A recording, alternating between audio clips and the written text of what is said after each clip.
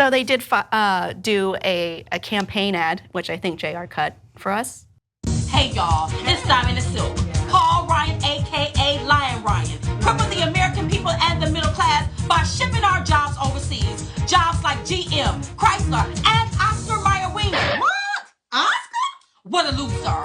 We want a winner like the businessman Paul Nehlen, who worked in manufacturing and earned an MBA. Nehlen puts the American workers first. Vote for Paul Nehlen August 9th. Yeah. Remember, this is an open primary, so Democrats you can vote too. Go to paulnehlen.com to make a donation. This ad was paid for by volunteers for Paul Nehlen.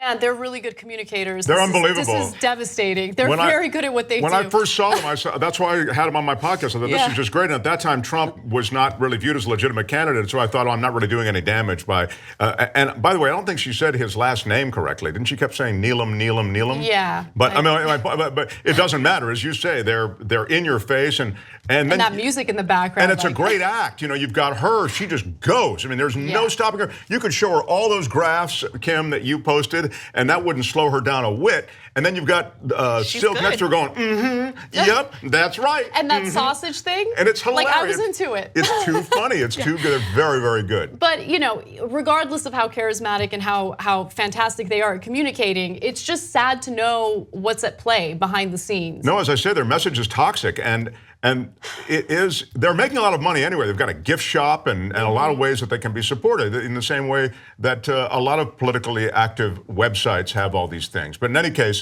to see that there is campaign money being directly, channeled to them is a surprise. Well, it's just like, how much would you cost to, or what is your price? And this price is $7,000 to do an ad for someone who came out as a white nationalist, as a neo-Nazi. He promoted a book that was made by neo-Nazis that blamed Jewish people for anti-Semitism.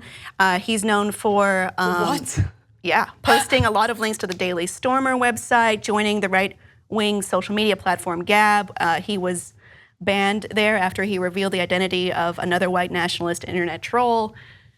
Wow. It's just... Well, and these things that are rhetorical hate or start on the internet that way, they stir up real hate that turns to real violence. People lose their lives over this stuff. So it's not some little pact with the devil that you're making to get $7,000. You're doing real damage, and to the point that people can lose their lives over it. They're great at what they do. In a way, I'm not surprised, but in another sense, you'd think that they would be able to draw the line there. Yeah, and I also want to be clear about another thing. I don't think that it's impossible for black people to lean to the right and be supportive of Trump. It just raises red flags for me in cases where someone has a history of being, liberal or far to the left, and then all of a sudden out of nowhere. And by the way, I don't know too much about their history, so I'm not saying that's necessarily the case with them. But it's just, you see like these cases of people who all of a sudden out of nowhere change their political identity, like drastically.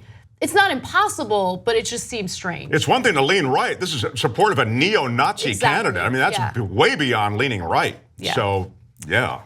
Anyway, that's just the country we live in, I guess. You just watched the video by the Young Turks, home of the revolution. If you'd like to get a lot more than that, get the full show by becoming a member. tytnetwork.com/join.